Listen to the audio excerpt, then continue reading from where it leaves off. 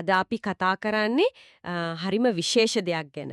මොළයයි පරිගණකයයි අතර අර ඍජු සම්බන්ධයක් හදන තාක්ෂණයක් නියුරල් ලින්ක් ගැන. ඔව් මේක ඇත්තටම විප්ලවීය දෙයක්.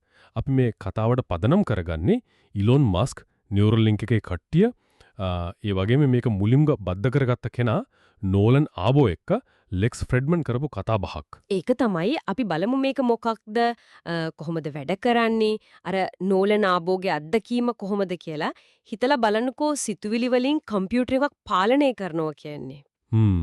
ඒක තමයි මේ නියුරල් ලින්ක් කියන්නේ බ්‍රේන් කම්පියුටර් ඉන්ටර්ෆේස් එකක්. ඒකලේ BCI එකක්. BCI හරි. මූලිකම අරමුණ තමයි දැනට අංශභාගයේ වගේ ස්නායු ආබාධ තියන අයට උදව් කරන එක. එයාට ලෝකයේත් එක්ක ගනුදෙනු කරන ක්‍රමයක් දෙන එක වගේ? හරියටම අනාගතයේදී තව දේවල් බලාපොරොත්තු වෙනවා. අර බ්ලයින්ඩ් සයිට් කියලා පෙනීම නැති අයට පෙනීම දෙන්න තියලා වැඩ කරනවා. ඒකනම් ඇත්තටම ලොකු දෙයක් වෙයි නේද? ඉතින් කොහොමද මේක ඇත්තටම වැඩ කරන්නේ? මං අහලා තියෙනවා මොකක්ද හරිම පොඩි නූල් වගේ දේවල් ගැන? ඔව් හරිම සියුම් නම්‍යශීලී තන්තු threads දහස් ගාණක්. R1 කියලා විශේෂ රොබෝ කෙනෙක් තමයි. රොබෝ කෙනෙක්? ඔව් රොබෝ කෙනෙක් තමයි මේක හරිම පරිස්සමට මොලේ බාහිකයට ඇතුල් කරන්නේ. හරි. ඒ තන්තු වල අග තියෙනවා ඉලෙක්ට්‍රෝඩ්. ඒවයින් තමයි මොලේ සංඥා අර ස්නායු සෛල ක්‍රියාත්මක වෙනකොට එන පොඩි විද්‍යුත් සංඥා ස්පයික්ස් අල්ලගන්නේ. අල්ලගෙන එතකොට මොකද්ද කරන්නේ ඒවට? ඒ සංඥා ඔක්කොම යන්නේ N1 කියලා අර කාසියක් වගේ උපාංගයකට. ඒක බද්ධ කරන්නේ හිස්කබලේ හැබැයි සමට යටින්. හරි. එතකොට N1 එකෙන් N1 එකෙන් තමයි ඒ සංඥා ටික ප්‍රොසෙස් කරලා Bluetooth වලින් එළියට. ඒ කියන්නේ කම්පියුටර් එකකට හරි ෆෝන් එකකට හරි යවන්නේ. රෑන් රහිතව. මාරයි. ඒ කියන්නේ ඔක්කොම ඇතුලේ තියෙන්නේ වයර් එහෙම නෑ. වයර් නෑ. අනිත් එක ඒ N1 එක charge කරන්නෙත් සමට උඩින් තියෙන charger-එකකින්. wireless charging. හරිම පුදුමයි. අපි අර පළවෙනි කෙනා නෝලන් ආබෝ ගැන කතා කරමු. එයාගේ කතාව. නෝලන් එයා කිමිදීමේදී වෙච්ච අනතුරක් නිසා උරහිස් වලින් පල්ලෙහා සම්පූර්ණයෙන්ම පණ නැති වෙලා අංශභාගේ. අපෝයි. ඉතින් එයා තමයි මේක අර සායනික අත්හදා බැලීමක් විදිහට බද්ධ කරගත්ත පළවෙනි කෙනා. එතකොට එයාට දැන් මොනවද කරන්න පුළුවන්? අර කිව්වනේ සිතුවිලි වලින් පාලනය කරනවා කියලා. ඔව්. එයාට පුළුවන් හිතලා කම්පියුටර් එකේ කර්සරේ එහා මෙහා කරන්න, ක්ලික් කරන්න. සීරාවටම. ඒ කියන්නේ මවුස් එකක් වගේ. හරියටම.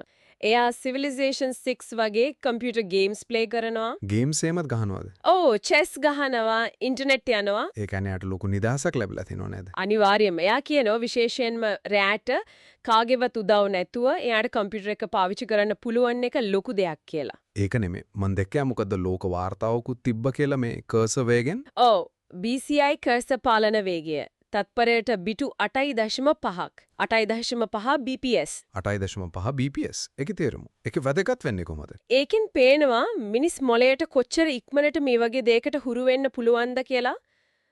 ඒ කියන්නේ ඉගෙන ගැනීමේ හැකියාව අපි හිතුවට වඩා වැඩි. ඒක නියමයි. හැබැයි මං ඇහුවා මුලදී පොඩි අවුලක් වුණා කියලාත්. මොකක්ද ඒක? ඔව් මුලදී අර බද්ධ කරපු තන්තු වලින් කීපයක් හරිම පොඩ්ඩක් ඒවත් තිබ්බ තැනින් හෙලවිලා වගේ රුණා. මොලේ චලනය වෙන නිසා එතකොට සංඥා අඩු වුණාද? ඔව් සංඥා ගණනා ටිකක් අඩු වුණා. ඒත් නියුරලින්ක් ටීම් එක එකට සොෆ්ට්වෙයාර් පැත්තෙන් විසඳුමක් හොයාගත්තා. අර ඇල්ගොරිතම් වෙනස් කරලා. සංඥා අඳුර ගන්න විදිහ දියුණු කරලා. හරියටම. ඒ වගේම නෝලන්ම පුහුණු වුණා. දැන් එයාට කලින්ටත් වඩා හොඳට පාලනය කරන්න පුළුවන්ලු. හොඳයි ඒක එහිමත්. මට කියන්නකෝ මේ සිතුවිල්ලෙන් පාලනය කියන එක ඒක කොහොමද වෙන්නේ? මුලදී නෝලන්ඩ් කර්සරේ හෙල්ලුවේ හිතමුකෝ. දකුණු අත හොලවන්න උත්සාහ කරනවා කියලා හිතලා. attempted movement. හරි. අත හොලවන්න බෑ ඒත් හිතනවන හොලවනවා කියලා. ඔව්. ඒත් පස්සේ ටික දවසක් යනකොට එයාට තේරුණා එහෙම උත්සාහ කරන්න ඕනේ නෑ.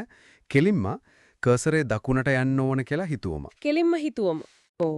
කෙලින්ම හිතුවම ඒක යනවා කියලා. imagined movement. එමන් නැත්නම් direct thought. ඒක තමයි එයාගේ අර අහා මොහොත. අත හොලවනවා කියලා හිතන්න ඕනේ නෑ. ඒ කියන්නේ මැද තියන අතේ උත්සාහය අයින් වෙලා කෙලින්ම අදහස ක්‍රියාවක් වෙලා. ඒක තමයි. ඒකෙන් පේනනෝ මේකේ තියෙන නියම විභවය.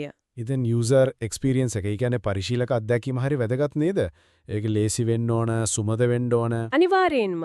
අර කැලිබ්‍රේෂන්, ඒ කියන්නේ උපාංගය හුරු කරගන්න එක, ඩිකෝඩින් ඇල්ගොරිතම්ස් වල වේගය, නිර්වද්‍යතාවය. latency එක, ඒ කියන්නේ ප්‍රමාද දෝෂය අඩු වෙන එක මේ ඔක්කොම වැදගත්. යාල කියන්නේ ලෝකේ හොඳම මවුස් එක වගේ අත්දැකීමක් දෙන්න ඕනේ කියලා. තාම මේක මුල් අවදියේනේ අභියෝග හැමත් ඇතිනේ. විශේෂයෙන් අර ආරක්ෂාව ගැන හැම. ඔව් තාක්ෂණික අභියෝග තියෙනවා. තව ඉලෙක්ට්‍රෝඩ ගාන වැඩි කරන්න, විකේතනය කාර්යක්ෂම කරන්න, වේගය වැඩි කරන්න, ඒ වගේම දිගු කාලීනව මේක ආරක්ෂිතද, ශරීරයට ගැළපෙනවද, බයෝකම්පැටිබිලිටි කියන එක තහවුරු කරන්න ඕන. ඒ කියන්නේ ශරීරය මේකට විරුද්ධව ක්‍රියා කරන්නේ නැතුව තියෙන්න ඕන. ඔව්. අර කැලෑල් හැදෙන එක එහෙම අවම වෙන්න ඕනේ. නියුරලින්ක් එකේ අර නම්‍යශීලී තන්දු ෆ්ලෙක්සිබල් ත්‍රෙඩ්ස් පාවිච්චි කරන එක වාසියක් තමයි මොළයට වෙන හානිය අඩුයි කැලෑල් හැදෙන එකත් අඩුයි. අනාගතේ මොනවද බලාපොරොත්තු අර පෙනීම දෙන කතාව ඇරුණම. කතනිය.